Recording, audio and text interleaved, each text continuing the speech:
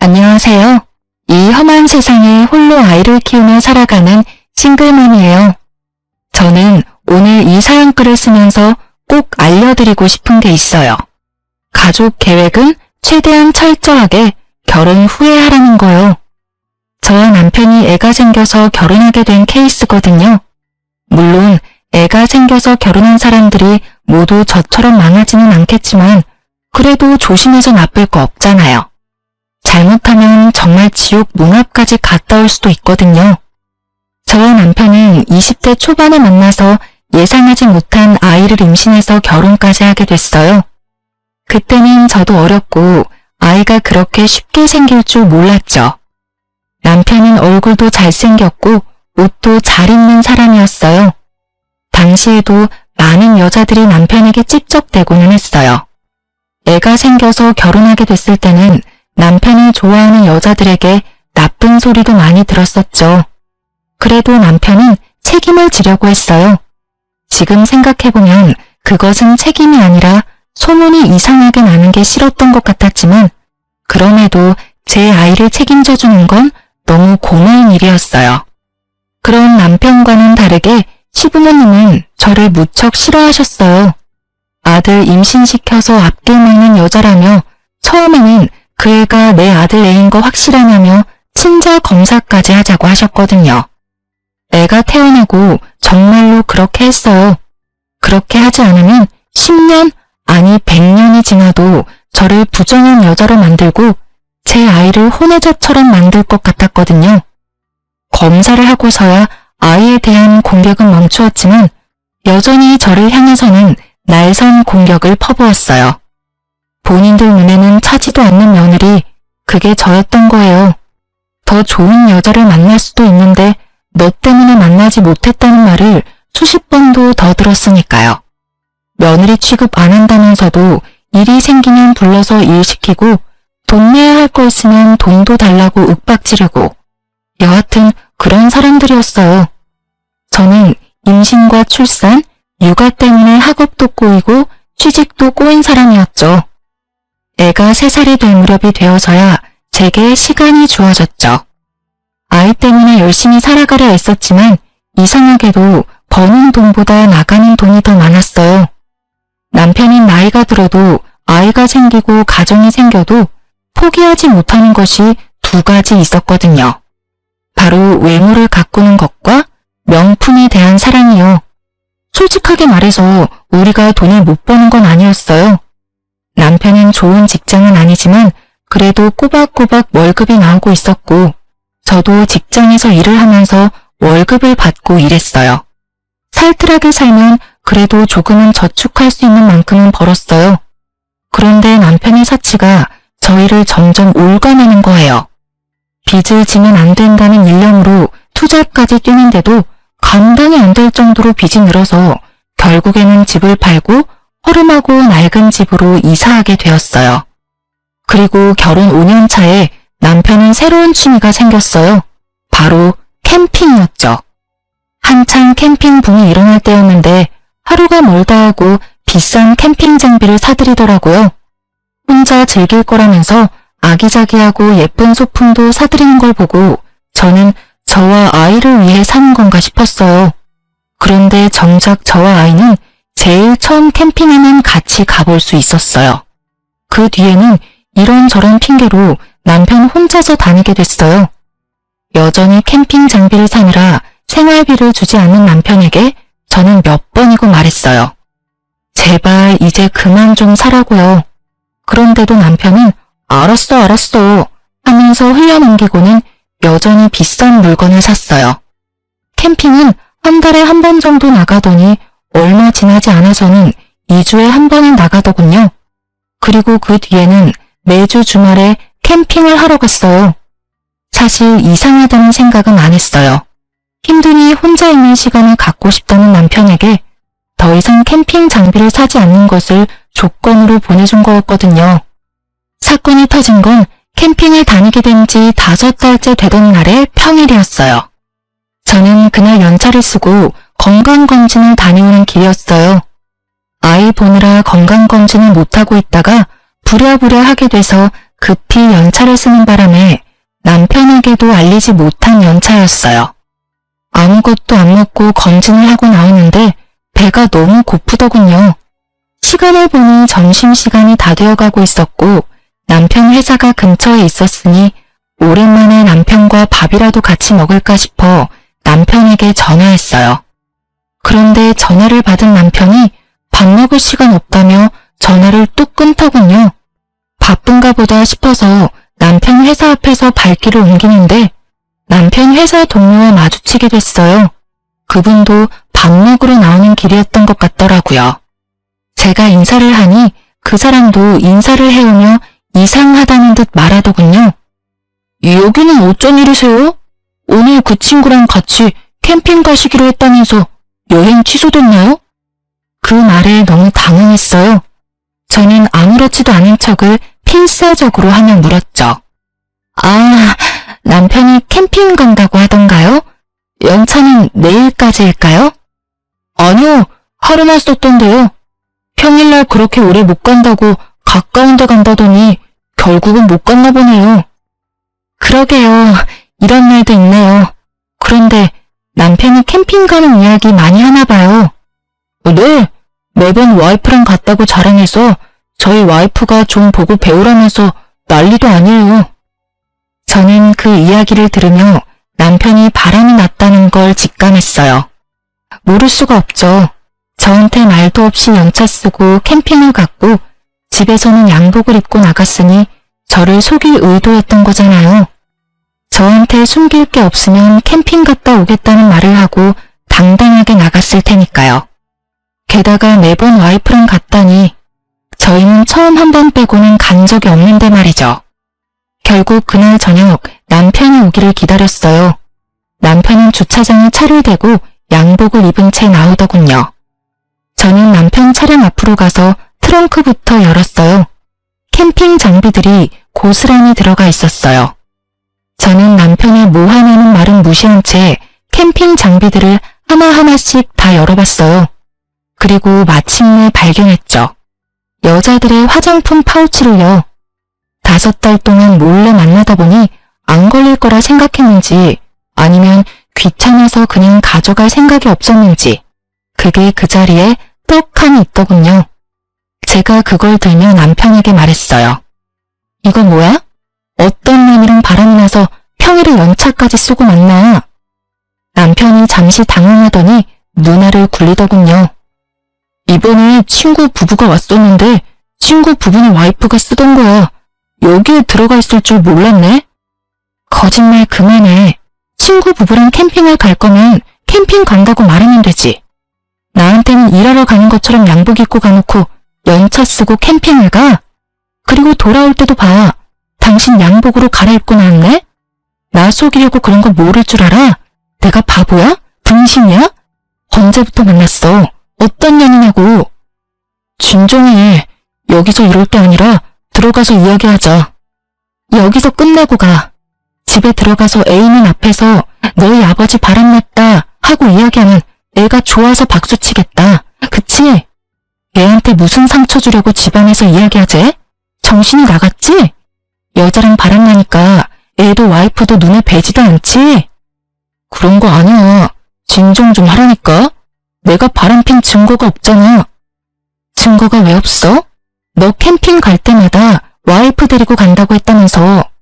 내가 너하고 캠핑 딱 한 번 해봤어, 이 나쁜 새끼야. 그 비싼 캠핑 장비 여자 만나려고 샀어?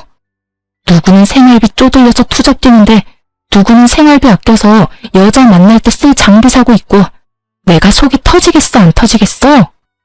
한바탕 속에 있는 말을 다 토해내고 나니 남편 놈은 얼굴을 고치고 당분간 따로 있자고 하더군요.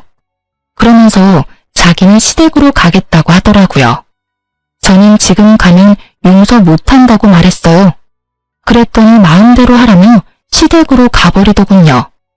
그런데 시댁에서 남편이 시댁으로 들어오니 놀란 것 같더라고요. 저한테 전화 와서 하늘 같은 남편을 왜 쫓아냈냐고 난리를 피웠어요. 너 눈에 뵈는 게 없어? 누가 하늘 같은 남편을 시댁으로 쫓아내? 네가 이럴 자격이나 있니? 애 하나 가진 걸로 우리 집에 들어와 눌러붙은 너한테 우리 아들 함부로 대할 자격 없어. 어디서 저런 무자란 게 들어와서 아이고 내 팔자야. 저도 이번만은 참을 수 없었죠.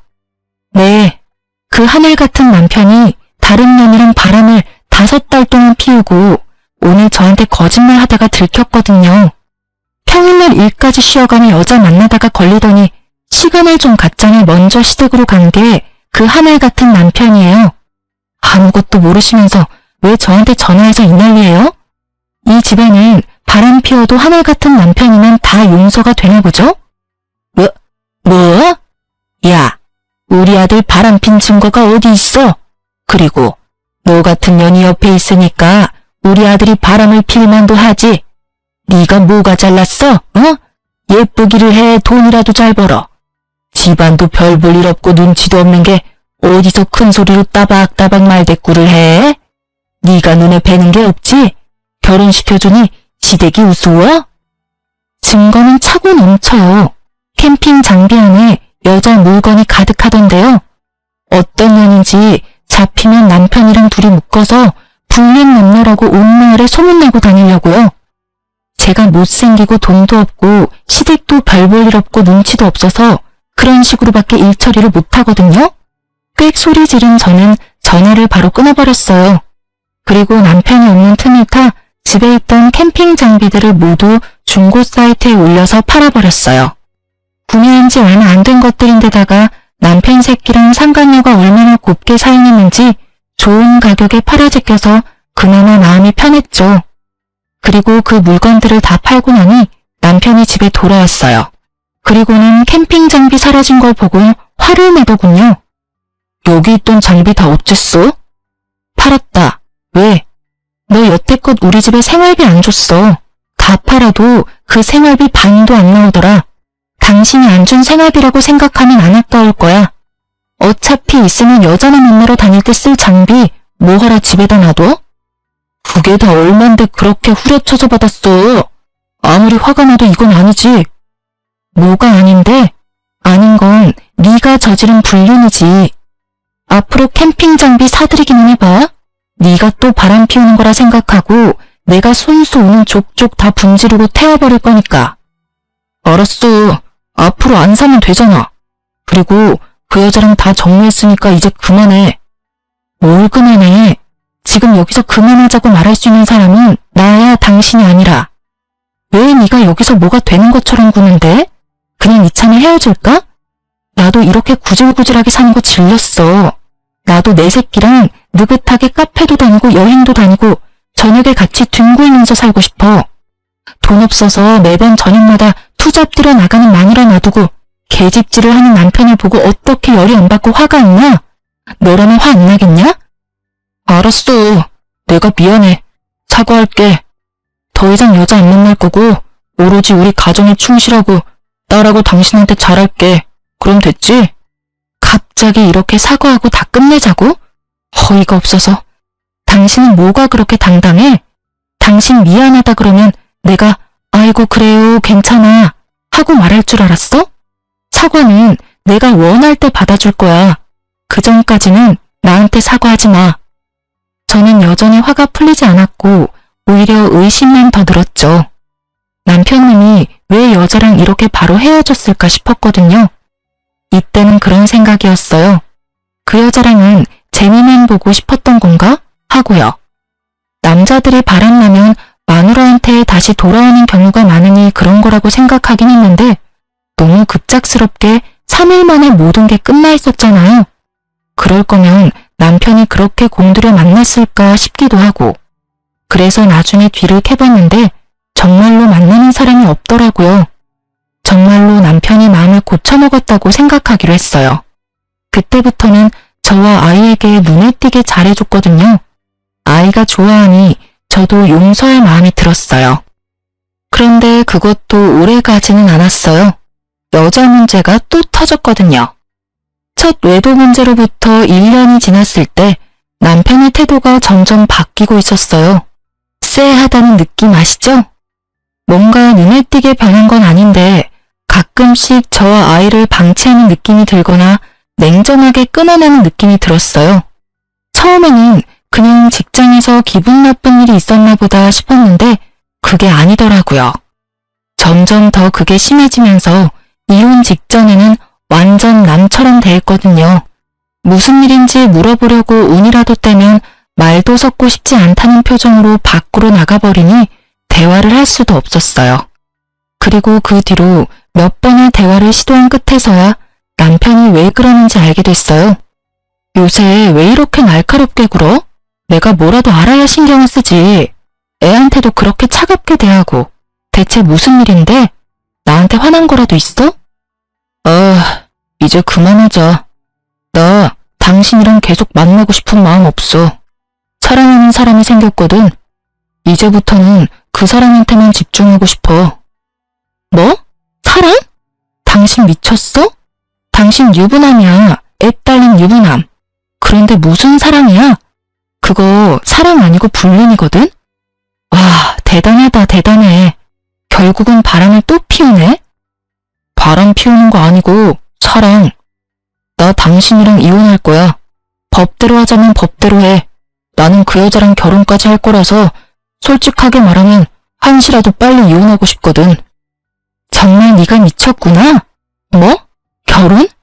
지금 결혼 상태인 네가 결혼? 내가 쉽게 이혼해줄 것 같아? 어떤 년인데 내가 얼굴이나 한번 보자. 도대체 어떤 년이길래 남의 남자를 꼬셔서 이혼까지 하도록 만들어? 남편이 저를 아래 위로 훑어보더니 짧게 한숨을 쉬며 저한테 소리 지르더군요. 그 꼴로 누구를 만나? 당신 거울 좀 보고 살아. 내 옆에 있을 때마다 내가 얼마나 부끄러운지 알기는 해? 얼굴이 못생겼으면 꾸미고 다니기라도 해야지. 완전 아줌마 꼴에 옷은 다 늘어져서 내가 여태껏 참고 산 것만도 대단하다는 생각 안 들어? 당신이 뭘 참고 살았는데? 나쁜 새끼야. 나도 너처럼 생활비 안 쓰고 화장품에 옷에 미용을 썼으면 이렇게 망가지지는 않았어. 내가 살림하느라 고생할 때 옆에서 얼굴 두드리며 치장만 열심히 하던 주제에 뭐? 참고 살았다고? 마누라가 돈 벌어서 인간답게 살 수 있게라도 해줬으면 고마워해야 하는 게 당연한 거 아니야? 가만 보니 진짜 쓰레기 아니야. 그래, 쓰레기 할게. 그러니까 이혼해줘. 최대한 빨리. 남편은 저와 부딪히는 걸 피하며 무조건 이혼하자고 달려들더군요. 그 길로 나가서 들어오지 않았어요. 아마 시댁에 들어가서 살던지 상간녀 집에서 같이 살던지 하겠죠. 분노로 정신이 나갈 것 같은 저는 일주일 연차를 신청했어요. 그리고 그 일주일 동안 남편 뒤를 졸졸 따라다녔어요. 이틀째가 돼서야 저는 상간녀를 보게 됐어요. 정말로 저와는 정반대의 여자였어요. 예쁘고 못생기고의 문제가 아니었죠. 몸에 걸치고 있는 모든 것들이 명품이나 명품에 준하는 브랜드였거든요. 온몸을 명품으로 휘감은 여자는 남편과 함께 유유자적하게 쇼핑을 하더라고요. 비싼 주얼리숍에서 무언가를 구매하고 나오더라고요. 그걸 보면서 진짜 살이 부들부들 떨리는 기분을 참아냈어요. 마누라한테는 기념일에도 선물 하나 안 사주더니 저런 여자한테 빠져서 돈은 잘만 쓰는구나 싶었거든요. 그렇게 남편의 뒤를 쫓는데 두 사람이 큰 주택 앞에서 내리더군요. 그리고는 한 차례 안아주더니 남편은 자기 차를 끌고 떠났고 상간녀는 그 주택으로 들어가는 것처럼 보이더니 그 현관 앞에서 잠시 서 있다가 남편이 내려간 길 반대편으로 내려가더군요. 이상하다는 생각에 상간녀의 뒤를 쫓았는데 생각지도 못하는 곳으로 향하더라고요. 저는 그걸 보고 아주 좋은 생각이 떠올랐어요. 바로 남편에게 빅엿을 먹일 생각이요. 며칠 더 상간녀 뒤를 쫓던 저는 일주일 뒤쯤 남편을 불러냈어요. 긴 말 안 해. 이혼 다시 생각해. 나 정말로 마지막 기회 주는 거야. 다 정리하고 나랑 애 옆으로 돌아와. 그러면 용서는 해줄게. 언제가 될지는 모르겠지만 그래도 애 아빠잖아. 내가 왜 당신이랑 살아야 되는데? 당신보다 100배는 더 좋은 여자랑 결혼할 거니까 당신도 제발 그만하고 나 좀 보내줘. 이러면 당신은 곤란한 거 잘 알잖아. 나 말고 다른 사람도 만나봐야지. 언제까지 나한테 매달려 있을 건데? 결국은 당신 발로 무덤 파고 들어가겠다는 거네? 좋아. 나도 나 싫다는 남자 붙잡고 살 정도로 뻔뻔하고 멍청한 여자는 아니니까. 그럼 나도 내 조건 들어주면 바로 이혼해줄게. 애 친권, 양육권 나한테 주고 매달 양육비 보내. 그리고 지금 살고 있는 집도 나한테 줘. 어차피 돈도 얼마 안 되는데 그걸로 위자료 하면 되겠네. 그거면 돼? 고작 그거 받겠다고 여태까지 그 난리 친 거야? 미리 말했으면 내가 알아서 챙겨줬을 텐데 뭘 그렇게 바락바락 아꼈어. 애는 당신이 데려가. 어차피 그 여자는 애 필요 없대. 그리고 집도 당신이 가져가. 지금 당장 이혼 서류 내 앞에서 작성하면 나도 지금 당장 명의 변경해줄게. 그럼 됐지? 정말로 큰 소리치며 남편이 인심 후한 사람처럼 말하더군요. 이 거래가 얼마나 중요한 건지도 모르고 말이죠. 저는 속으로 웃으며 미리 준비해뒀던 이혼 서류를 건넸어요. 그러자 남편이 씩 웃더군요.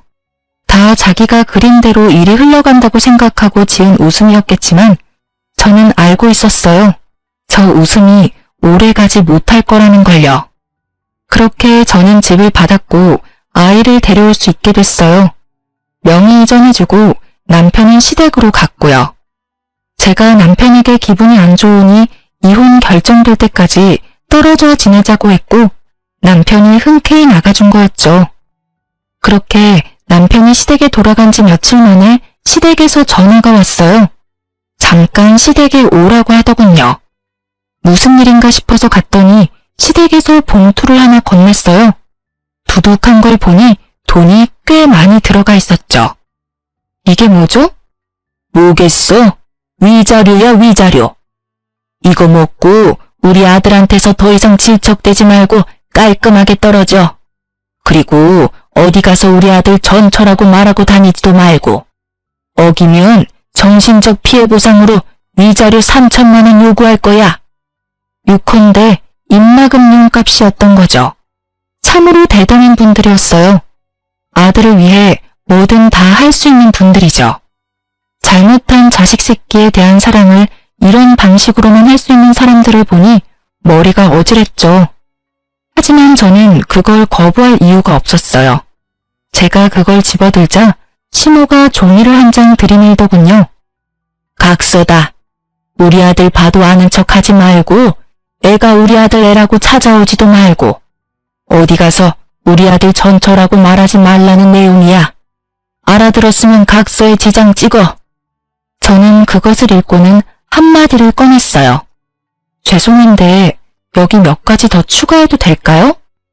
내용 듣고 결정하마. 이혼하고 나면 번복은 할 수 없다. 이 항목이랑 양육비는 꼭 줘야 한다. 아이에게 접근하지 않는다. 이 세 가지도 넣어주세요. 뭐든 꼼꼼하게 하는 편이 좋은 법이죠. 어차피 애는 필요 없다면서요. 그러면 이렇게 써야 하고 양육비는 이혼해서 제가 친권과 양육권을 가져간 이상 지불해야 하는 거니까 어쩔 수 없어요. 안 줄 때를 저도 대비해야 하니까요. 시모가 잠시 생각하더니 별로 해가 될 게 없는 내용이다 싶었는지 알겠다며 도장을 찍더군요. 그걸 보고 저도 지장을 찍었어요. 이제야 속이 시원하네. 여태껏 며느리라고 하나 있는 게 아주 모자라서 속을 썩이더니 마지막에는 그래도 기분 좋은 일 하나 해줬구나. 너는 우리 집이랑 안 맞았던 거야. 너한테 잘 맞는 남자가 어디 있을지도 모르니 잘 살펴보며 지내라. 하긴 우리 아들보다 더 대단한 남자는 못 만나겠지만 말이다. 네가 무슨 수로 우리 아들 같은 남자를 만나겠니? 그러게요. 저도 속이 다 시원하네요.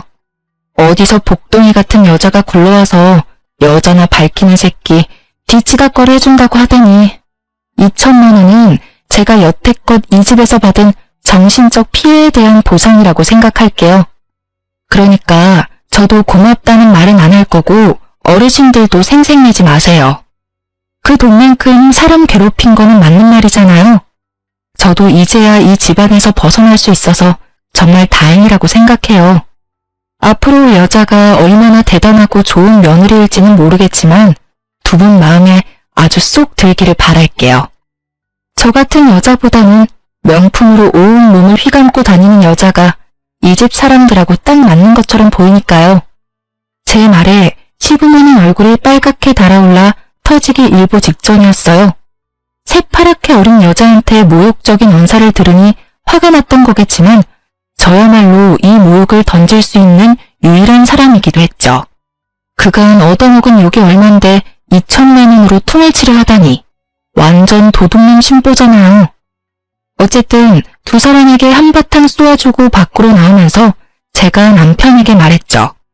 각서에 나온 대로 잘 지켜달라고요.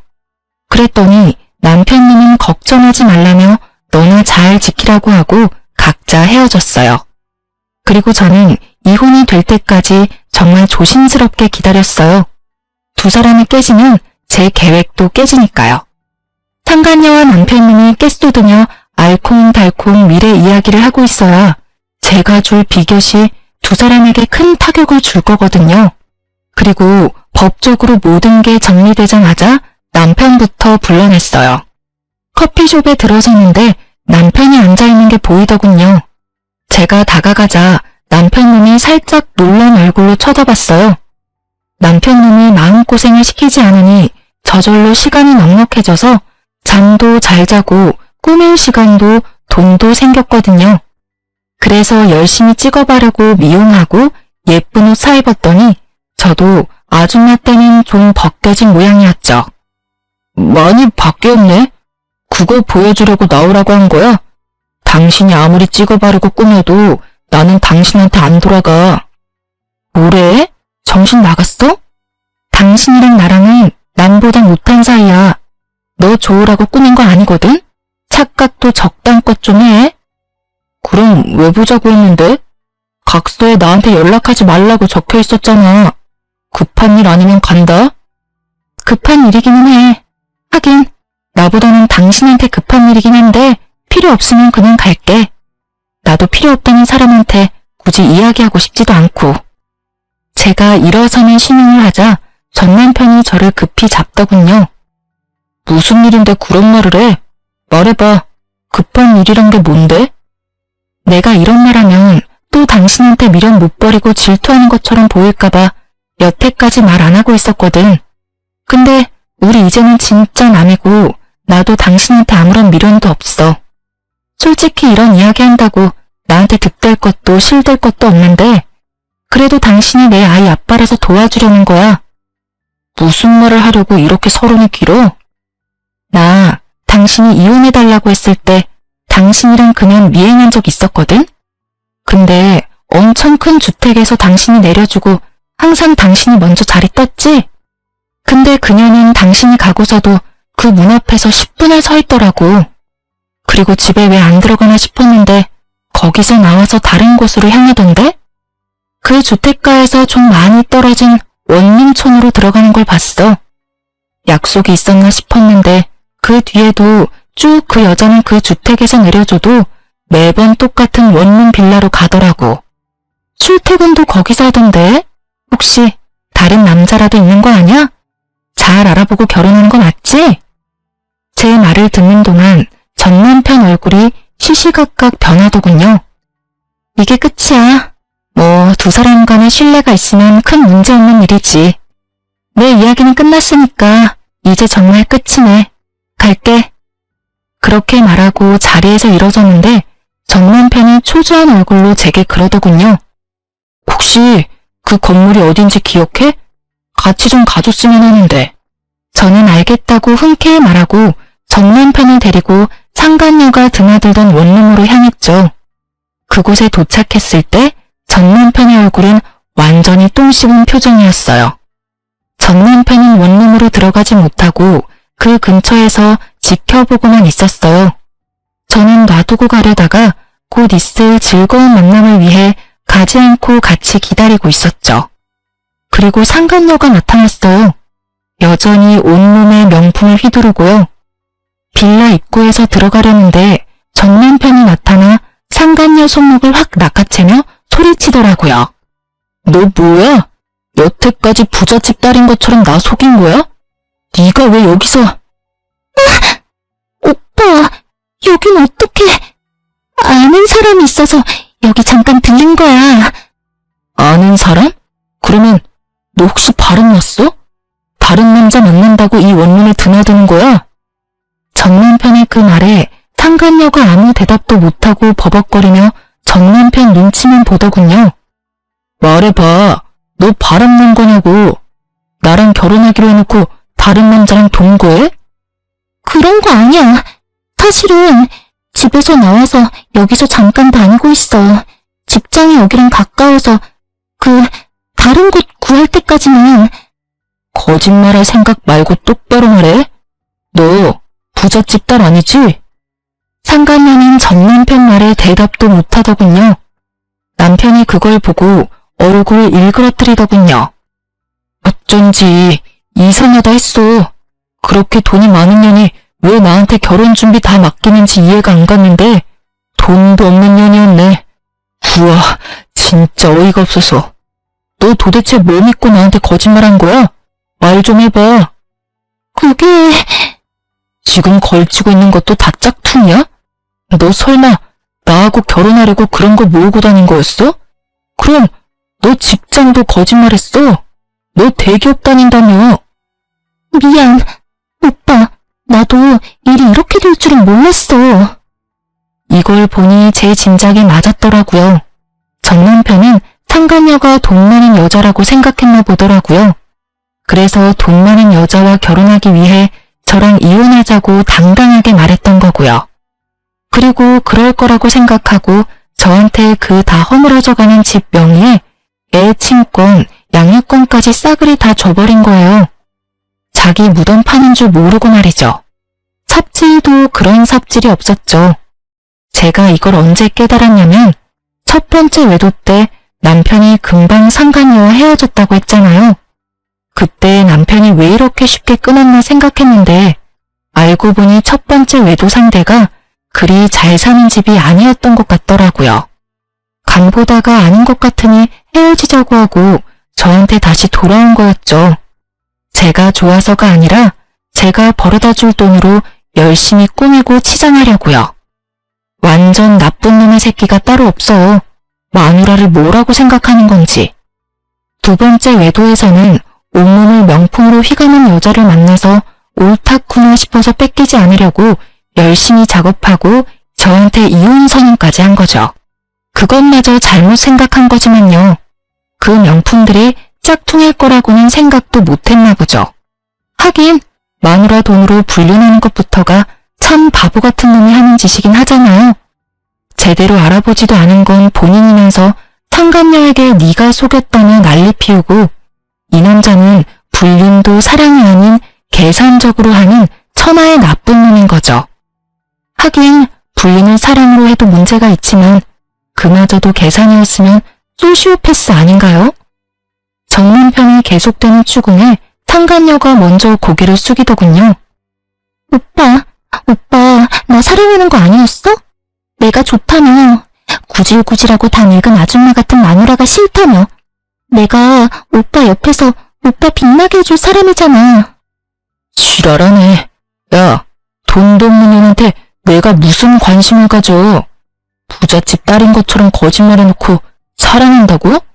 거짓말도 적당껏 좀 해라. 역겨워서 토 나올 것 같으니까. 전 남편의 발언에 상간녀 얼굴이 확 굳어버렸어요. 그 예쁜 얼굴이 바들바들 떨리더니 전 남편에게 한마디 하더군요. 그래서 지금 나 버리겠다고? 결혼 청첩장도 다 돌렸는데. 그래, 너 나 속이고도 결혼할 수 있을 줄 알았어? 꿈 깨라. 어디서 쥐뿔도 없는 년이. 야, 내가 쓴 돈 다 내놔. 결혼식 취소 비용 다 내놓으라고. 오빠 돈 많다며 그 정도도 처리 못해줘? 설마 오빠 돈 없어? 하긴 이상하긴 했어. 마누라가 워낙 없이 살았잖아. 여태까지 마누라한테 돈 벌게 시키고 그 돈 갈취해서 그 비싼 물건들 사들인 거야? 미친놈. 결혼 안 하는 게 천만다행이네. 너 같은 놈한테 잘못 걸렸으면 당신 전처처럼 이혼할 때까지 돈 갖다 바치느라 일하다 늙어 죽었을 테니까. 결국은 전 남편도 상간녀와 똑같았던 거죠. 두 사람 다 돈이 많은 척을 했고 두 사람 다 돈이 많은 사람을 찾은 거예요. 기생충처럼 빌붙어서 살고 싶어서. 뭐라고? 너 말 다 했어? 다 했다. 왜? 어쩔 건데? 어차피 다 들통나고 파혼까지 당한 마당에 내가 못할 건 뭐 있는데? 돈 많은 여자나 잡아가지고 팔자 펴려고 한 기생우라비 같은 새끼가 감히 누구한테 지랄이야? 여자한테 빌붙지 않으면 명품도 못 사는 남자 같은 거 내 쪽에서 거절이야. 재수가 없으려니까 어디서 저딴 놈이랑 엮여가지고 앞으로 연락하면 스토커로 신고할 테니까 우리 집 앞에서 당장 꺼져. 상간녀 성격이 보통 넘더라고요. 저는 두 사람이 싸우는 모습을 보며 끄끄거리며 웃음을 참고 있었고 낭패한 전 남편의 얼굴을 보고는 정말 배를 붙잡고 웃고 싶었죠. 그래도 남의 불행을 내 행복으로 삼고 싶지는 않아서 열심히 참아봤답니다. 그래도 웃음이 막아지지는 않았지만요. 상간녀가 자리를 뜨고 저도 슬그머니 자리를 뜨려는데 전 남편이 저를 붙잡더군요. 잠깐 기다려봐. 우리 이혼 없던 일로 하면 안 될까? 당신도 봤잖아. 저 여자 나를 돈으로밖에 생각하지 않았어. 게다가 아무것도 가진 것도 없으면서 사치만 엄청 해대는 여자고. 난 그냥 저 여자한테 당한 불쌍한 남자야. 당신이 그렇게 말하니까 소름 돋는다. 당신이 저 여자한테 하는 모든 말들이 당신한테 해당되는 일인 건 알고 있어? 당신도 나를 돈으로만 생각했잖아. 그리고 가진 것도 없으면서 사치만 해대고 있고. 그 여자한테 당한 게 아니라 그 여자 이용하려다가 역으로 당한 거겠지. 말하면서도 자괴감 같은 건 안 드나 봐? 엄청 뻔뻔하네. 당신이 그렇게 생각했다면 내가 정말 사과하고 앞으로는 절대 그렇게 살지 않을게. 돈도 착실히 벌어서 생활비도 주고 사치도 안 하고 명품도 사지 않을게. 그러면 다시 받아줄 수 있는 거 아니야? 애도 아직 어리고 이혼은 아이 정서에도 좋지 않기도 하고. 아이 정서를 생각하는 놈이 애는 필요 없으니까 나한테 알아서 하라고 했어? 정신 나간 놈 아냐? 당신이 하는 모든 말들이 거짓말로 들려서 결혼은 다시 못해줘.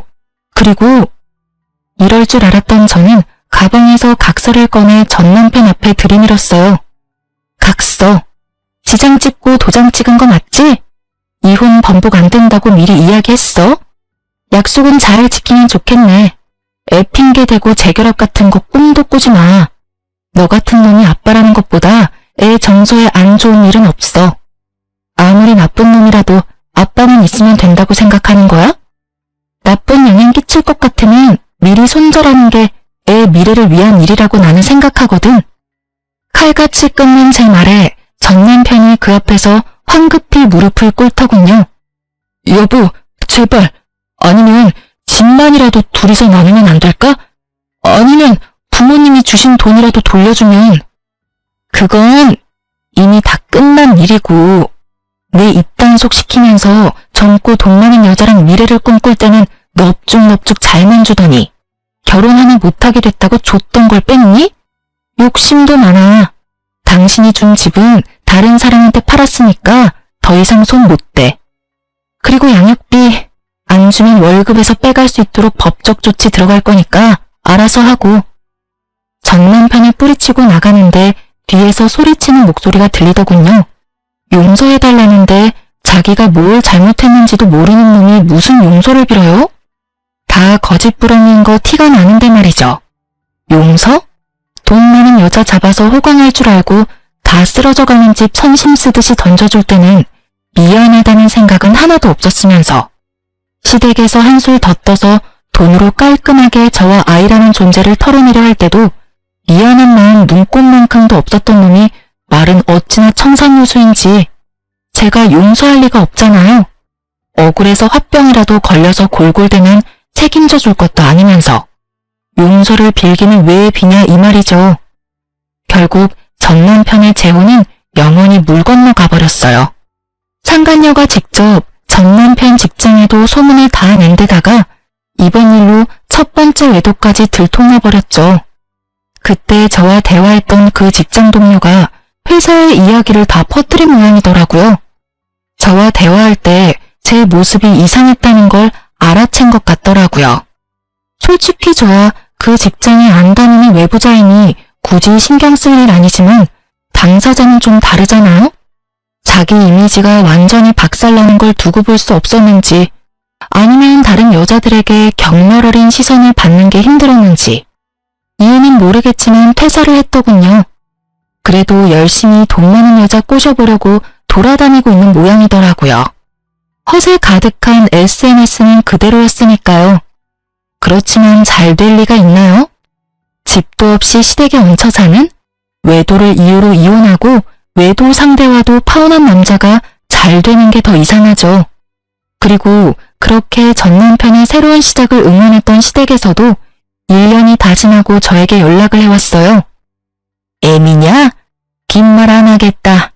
애 데리고 다시 돌아와라. 기회는 2번 안 준다. 그러니까 적당히 하고 다시 와. 무슨 소리 하시는 건지 모르겠네요. 뜬금없이 전화하셔서 애미라니. 죄송하지만 저희 이제 법적으로 남남이에요. 아니지, 남보다 더 못한 사이죠. 그런데 왜 제가 돌아가요? 그리고 사람을 우습게 보시는 모양인데 기회는 그쪽에서 주는 게 아니라 제가 줘야 하는 거죠. 저는 줄 생각도 없긴 하지만 기분은 무척 상하네요. 저는 아직도 어른께서 직접 작성해서 주신 각서 잘 간직하고 있으니까 그 각서대로 행해주셨으면 좋겠네요. 우리 아들이 저렇게 됐다 해도 너보다 잘난 건 사실이야. 그리고 넌 싱글맘으로 사는 게 얼마나 힘든지 모르지? 그거 아무나 못해. 너 같은 애가 할 수 있는 일이 아니니 얼른 이 집에 돌아와. 걱정 안 해주셔도 열심히 힘들어하고 있어요. 친정에서도 많이 도와주니까 괜찮고요. 저한테 신경 쓰지 말고 아드님한테나 신경 써주세요. 아참, 양육비는 밀리지 말고 꼬박꼬박 보내주라고 전해주세요. 각서 기억하시죠? 어기면 위자료 3천만 원이에요. 어차피 지장에 인감까지 찍었으니 어기지는 않겠지만 걱정은 좀 되네요. 전화와서 오라고 하는 거 보니 그 사람 발등에 불 떨어진 모양 같기도 하고. 어쨌든 저는 더 이상 엮일 생각 없으니까 알아서 좋은 며느리 만들어주세요. 예쁘지도 않고 돈도 없고 처가도 별 볼 일 없고 눈치까지 없는 며느리 뭐하러 다시 맞이하려 그래요? 집도 없고 여전히 어른이랑 같이 살면서 이혼과 파혼을 한 번씩 한 아들인데 그에 걸맞는 며느리 찾아주시면 되죠. 그럼 이만 전화 끊을게요. 다시 전화하지 마세요. 기분이 더러워져서 안 되겠네요. 그 말을 끝으로 전화를 끊어버렸어요. 아, 싸가지 없는 말을 하고 나니 얼마나 속이 시원하던지. 오해하지 마세요. 저는 예의범절을 잘 지키는 착한 어른이랍니다. 다만 제 심장에 비수 박아서 비틀어 짜는 사람들에게까지 예의범절 지켜줄 필요 없잖아요. 이렇게 저와 그쪽 집안과의 악연은 끝을 맺었어요. 정말 길고도 질긴 악연이었죠. 아이를 갖지 않았다면 이런 일도 겪지 않았겠지만 아이가 생기지 않았다면 이런 일도 견뎌낼 수 없었겠죠. 그 아이는 지금도 무럭무럭 잘 자라고 있어요. 언젠가 아이가 아빠에 대해 궁금해하면 차분하고 진지하고 교육적인 말로 이야기해주려고 미리 사연글을 쓰면서 정리해봤네요. 여전히 떠올리면 욕이 나올 것 같은 날들이었지만 마지막에 선사한 엿 덕분에 조금이나마 맺힌 돌덩이가 사라진 기분이에요. 그리고 글 읽는 분들께서도 조금은 시원한 기분 느끼셨으면 좋겠네요. 그럼 저는 이만 들어가 보겠습니다. 모두 행복한 하루 보내세요.